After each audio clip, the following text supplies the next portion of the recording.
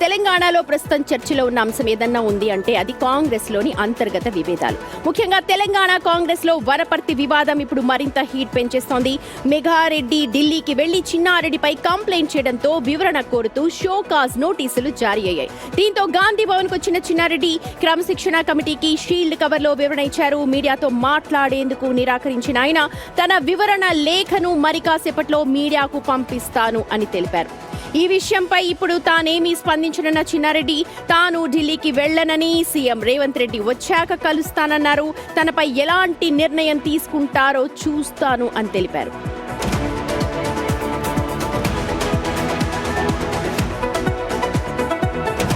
ప్రతినిధి రాజురెడ్డి లైవ్ లో జాయిన్ అవుతున్నారు. రాజురెడ్డి, ఇప్పుడు వనపర్తి అంశం ముఖ్యమంత్రి రేవంత్ రెడ్డి ముందుకు వెళుతోంది.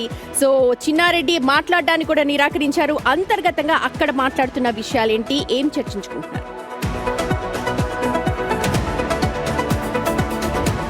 చిన్నారెడ్డి గాంధీ భవన్కి వచ్చారు, క్రమశిక్షణ కమిటీని కలిశారు, షీల్డ్ కవర్లోకి వచ్చి ఆయన వివరణ ఇచ్చారు. అయితే షీల్డ్ కవర్లో ఏముంది, ఏమని వివరణ ఇచ్చారంటే నేను ఇప్పుడు ఏం మాట్లాడను అనే దానికి మాట్లాడడానికి మీడియాతో నిరాకరించారు. కనీసం ఆ ప్రెస్ రిలీజ్ అయినా కానీ ఇవ్వండి అంటే కాసేపట్లో పంపిస్తాను కానీ నేను ఇప్పుడు ఏం మాట్లాడను అన్నారు.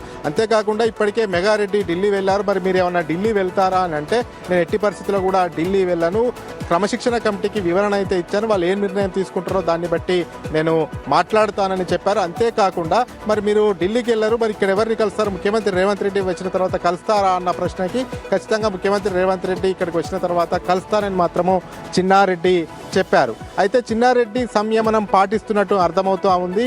ఎందుకు అంటే మీడియాతోని మాట్లాడలేదు, మీడియాతోని మాట్లాడకపోవడంని మనం అర్థం చేసుకుంటే ఆయనే కాంగ్రెస్లోనే ఉండడానికి ఇష్టపడతా ఉన్నాడు, ఆయన కాంగ్రెస్ నుంచి బయటకు పోవడానికి ఇష్టపడట్లేదు. క్రమశిక్షణ చర్యలు వివరణ ఇచ్చారు కాబట్టి క్రమశిక్షణ చర్యలు ఏం తీసుకుంటామనేది కూడా వేచి చూసే ధోరణిలో అయితే చిన్నారెడ్డి ఉన్నారు. ముఖ్యంగా చూసుకున్నట్టయితే చిన్నారెడ్డి ఇప్పుడు వ్యూహాత్మకంగా మౌనం పాటిస్తూ ఉన్నారు, సంయమనం పాటిస్తున్నారు అనేది అర్థమవుతుంది. అదేవిధంగా మెగారెడ్డి ఢిల్లీ వెళ్ళి ఫిర్యాదు చేశారు. సీనియర్ నాయకులు వీళ్ళకొకరు చెప్పాల్సిన పని లేదు, కానీ సీనియర్ నాయకులే ఇలాగా గీత దాటుతూ ఉంటే హైకమాండ్ కావచ్చు లేకపోతే ముఖ్యమంత్రి కూడా ఎలాంటి నిర్ణయం తీసుకునే అవకాశం ఉంది? ఒకటి కాదు, 2-3 అంశాలు ఇప్పుడు ముఖ్యమంత్రి సాల్వ్ చేయాల్సి ఉంది.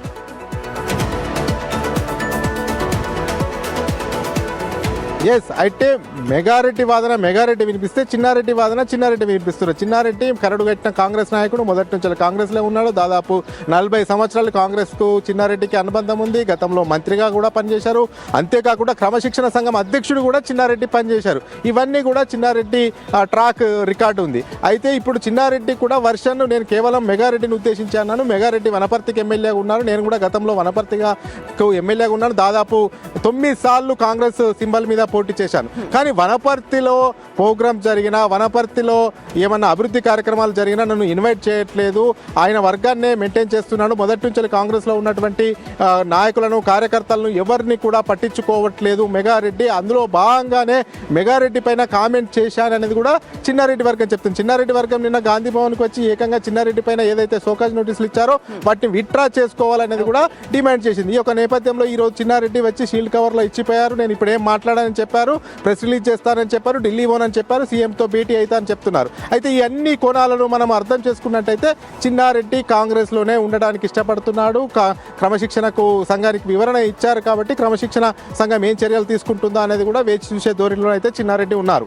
Right Raja Reddy, thank you. అది మొత్తానికి సీఎం రేవంత్ రెడ్డి యూకే పర్యటన నుంచి తిరిగి వచ్చాక చాలా అంశాలైతే ఆయన దృష్టి పెట్టాల్సిన అవసరం కనిపిస్తోంది.